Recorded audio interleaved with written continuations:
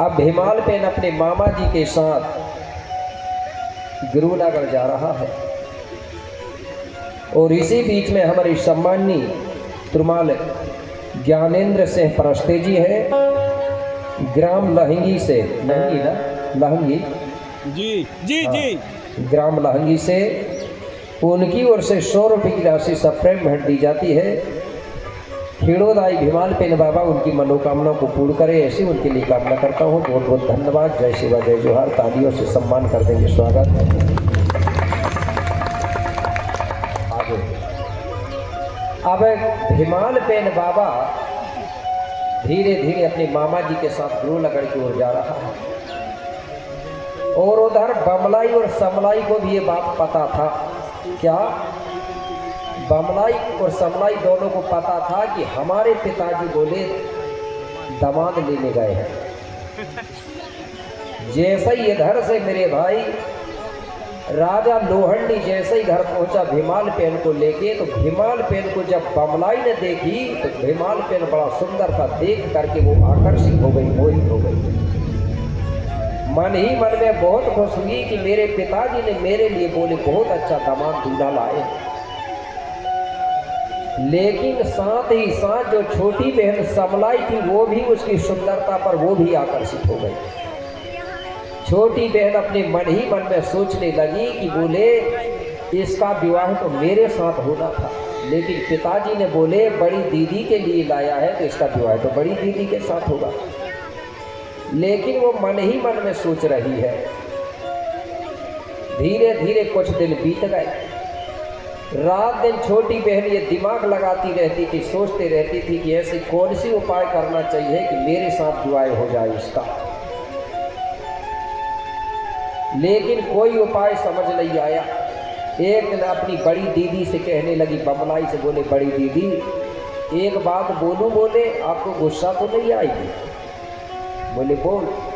बोले पिताजी से तुम कहना कि मैं भीमाल से विवाह नहीं करवाऊंगी। बोले क्यों?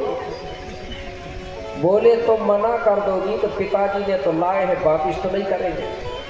जब तुम मना कर दोगी तो पिताजी फिर उस लड़के का विवाह मेरे साथ कर देंगे। बोले वो मुझे बहुत पसंद है। मेरे भाई बड़ी बहन का दिमाग खराब हो गया, गुस्सा हो गई, कहने लगी आज बोली तो बोली, 2 बार मत बोलना। बोली मेरे भाई गुस्सा हो गई। धीरे धीरे कुछ दिनों के बाद में दोनों बहनों के बीच में बोलना ही बंद हो गया, एक दूसरे को बोलती नहीं थी। ये बात धीरे धीरे गांव के लोगों को पता चल गया। गांव के लोग कहने लगे अरे राजा ने तो बड़ी बेटी के लिए लाया था, लेकिन बोले उसके लिए विवाह के लिए तो दोनों बहनें झगड़ा कर रही हैं, बोले विवाह करवाने के लिए। धोखा ना हो जाए बोले, नहीं तो पता चला कि राजा ने लाया है बड़ी बेटी के लिए, नहीं तो पता चला कि छोटी बेटी के साथ कहीं भाग ना जाए। बोले हो जाता है ऐसा। बोले ये बात राजा को बता दो जिससे कि राजा जल्दी से विवाह करवा देगा तो गलत नहीं हो पाएगा। कुछ दिनों में लोगों ने गांव में मतलब कुछ लोगों ने राजा को बता दिया। राजा को ये बात पता चल गया। अब राजा सोचने लगा कि अब विवाह करूं तो किससे करूं? अगर मैंने बड़ी बेटी से कहीं विवाह कर दिया तो छोटी बेटी गुस्सा में कुछ गलत काम ना कर ले।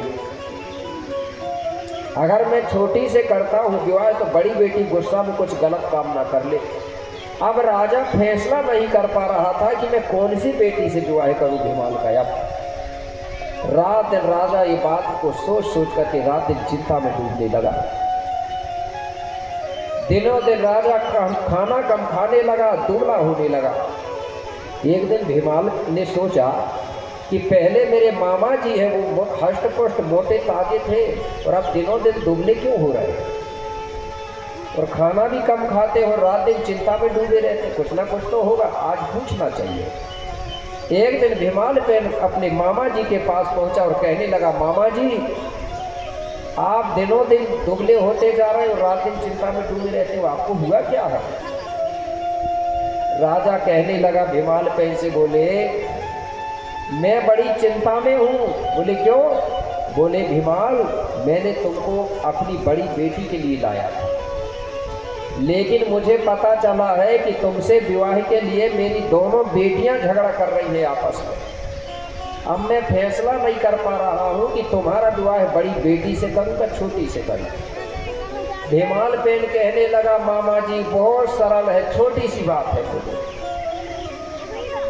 क्या है? छोटी सी बात है। बोले पहले ही बता देते तो इसका फैसला तो पहले ही कर देता हूँ।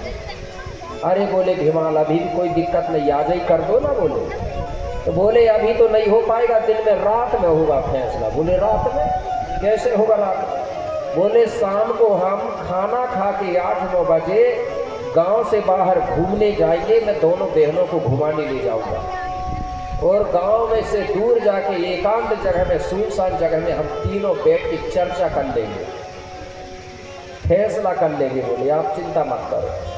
राजा बड़ा खुश हुआ। बोले आज ही कर देना बेटा धीमाल? बोली जी। अब दोनों बहनों को पता चल गया कि आज हमारा फैसला होना। दोनों बहन बहुत खुश हो रही थी,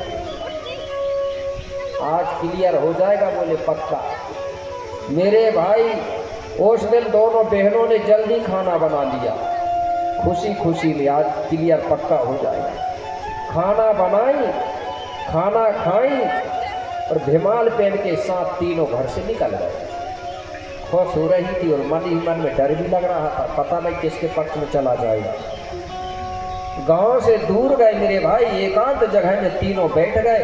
अब दोनों बहनें पूछने लगी। बोले जल्दी बताओ। बोले विवाह किससे करोगे, छोटी बहन से या बड़ी बहन से? धीमाल पेन कहने लगा मैं दोनों से नहीं करूंगा। बोले क्यों? इसलिए बोले कि मैं जब स्कूल जाता था गोठुल पढ़ने तो मैंने हमारे गुरुजी के आगे संकल्प कर लिया हूँ कि मैं आजीवन कुंवारा रहूंगा, इसलिए बोले मैं विवाह नहीं कर सकता। दोनों बहनें कहने लगी जब तुमने संकल्प कर लिए थे बोले फिर आए क्यों? बोले तुमको वहीं से नहीं आना था। तुम बोले चूतिया बना रहे हो। बोले मामा जी का गांव है, बोले आ नहीं सकता क्या? बोले आ तो सकते हैं, लेकिन हमारे पिताजी ने आपको क्या बोल के लाए ये बताओ। बोले उन्होंने तो विवाह के लिए बोल के लाया। तो बोले फिर तुमको विवाह करवाना ही पड़ेगा। धीमाल पेन कहने लगा तुम मानोगी नहीं? बोले हम बिल्कुल नहीं मानेंगे। तो बोले विवाह तो करवा सकता हूं मैं, लेकिन एक पहर बोले खाली है। बोले बाकी 2 पहर में बोले संकल्प में बंधा हुआ हूं। गुरु जी के आगे जो संकल्प किया हूं, तो जो 3 पहर होते हैं तो 3 पहरों में से 1 पहर खाली है बोले विवाह के लिए, बाकी 2 पहर में संकल्प में बंधा हो। तो पहर जानते हो आप लोग? पहर पहर कितने लोग जानते हैं? जरा उठाना हाथ। पहर भी बोलते पहर भी, कुछ लोग तो भूल गए। 3 पहर होते हैं। कितने पहर? 3 पहर भी बोलते हैं, कुछ जगह पहर भी बोलते हैं। पहला पहर जो होता है वो सुबह जब मुर्गा बोलता है लगभग 4 बजे, वहां से लेके दिन के 12 बजे तक का जो समय होता है वो पहला पहर होता है, ठीक है ना। दूसरा पहर प्रारंभ होता है दिन के 12 बजे से लेके शाम को लगभग खाना खाते समय तक 8-9 बजे तक, दूसरा पहर। तीसरा पहर प्रारंभ होता है रात को खाना खाने से लेके सुबह के मुर्गा बोले तक। मुर्गा बोला तो तीसरा पहर खत्म हो जाता है। ये चालू होता है रात को 8-9 बजे से, खाना खाए तो मतलब तीसरा पहर। तो बोले तीसरा पहर मेरे लिए विवाह के लिए खाली है। बोले अगर मैं कभी भी विवाह करूँगा तो तीसरा पहर में कर सकता हूँ। तो बोले अभी कौन सा चल रहा है? धीमाल पेन कहने लगा अभी तो तीसरा ही पहर चल। तो बोले इसी पहर में कर लो विवाह, अभी तो तीसरा ही चल रहा है। ठीक है बोले कर लूँगा, लेकिन मेरा एक शर्त रहेगा, अगर वो शर्त मानने को आप मंजूर हो तो बताओ। बोले मानेगी, बताओ कौन सी शर्त है? बोले सबसे पहले मैं अपने माता पिता और गुरु का दर्शन करने जाऊंगा और हमारे बूढ़ा देव का दर्शन करूंगा। कौन कहा है? धीमाल। और तुम दोनों बहनें मेरे पीछे पीछे आना, आगे आगे मैं चलूंगा, तुम पीछे पीछे आना। जब मैं तीनों के दर्शन कर लूँ, माता पिता गुरु और हमारे बूढ़ा देव का दर्शन, जब मैं सबके दर्शन कर लूँ, सबसे आशीर्वाद प्राप्त कर लूँ, और तुम क्या करना पीछे पीछे आना, जैसे ही सबके दर्शन कर लूं और तुम जल्दी से दोनों में से कोई भी बहन मेरा हाथ पकड़ लेगा। जो बहन सबसे पहले मेरा हाथ पकड़ेगी उसी से मेरा विवाह पक्का हो जाएगा। लेकिन याद रखना, मुर्गा नहीं बोलना चाहिए। मुर्गा ने बोला, तीसरा पहर खत्म हुआ, फिर दोनों से विवाह नहीं कर पाऊंगा। ये है मेरी शर्त। बोले मंजूर हो? दोनों बहनें कह लगी हाँ मंजूर है। तो बोले देर मत करो, जल्दी जाओ। बोले अपने माता पिता के दर्शन करो, तुम्हारे बूढ़ा देव के दर्शन करो। बोले हम पीछे पीछे आ रहे हैं। भीमाल पे निकल पड़ा, दोनों बहनें पीछे पीछे। अब भीमाल पे खिलाड़ी आदमी था, व्यायाम योग कसरत करने वाला आदमी था, उसको चलने में कोई दिक्कत नहीं हुई। लेकिन ये दोनों लड़कियों ने कभी पैदल ही नहीं चला था, क्योंकि राजा की लड़की थी। मेरे भाई चलते चलते दोनों बहनें थक गई, लेकिन क्या करें, पति बनाना है तो चलना पड़ेगा। भीमाल पेन चलते चलते मेरे भाई अपने बूढ़ा देव का ठाना पहुंचा। तो जो मराबियों का जो बूढ़ा देव है मेरे भाई, आपको मालूम है डोंगरगढ़ में आज भी है, और आज भी झगड़ा चल रहा है कि नहीं चल रहा है? क्यों चल रहा है कि भाई प्रचार हो रहा, हमारे लोगों का अपना इतिहास पता होते जा रहा है। वो तो हम अपनी चीज़ मांगेंगे कि नहीं मांगेंगे, और मांगेंगे और लेके रहेंगे भी, लेकिन हमारा समाज संगठित बस होना चाहिए। तो मैं सिर्फ, मेरा काम है हमारी समाज के इतिहास बताना और अपने समाज को ऊर्जा देने का काम मेरा है, बाकी काम करना आपका रहेगा। ठीक है?